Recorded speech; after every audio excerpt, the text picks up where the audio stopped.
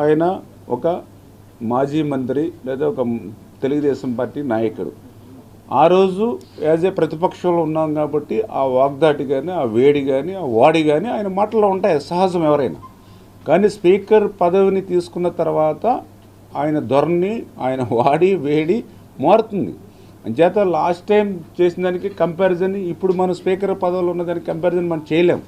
అట్లా అనుకుంటే కోళ్ళ శివప్రసాద్ గారు చాలా అగ్రెసివ్గా, ఎఫెక్టివ్గా, ఆయన ఒక టైగర్ మాదిరిగా ఉండేవాడు. అదంతా కూడా అందరు పల్నాడు సింహం అని, పల్నాడు పులి అని చెప్పేవారు. కానీ ఆయన స్పీకర్గా చూసిన తర్వాత నేనే చూసాను ఆ రోజు, ఎందుకంటే అప్పుడు కూడా నేను ఎమ్మెల్యేగా ఉన్నా.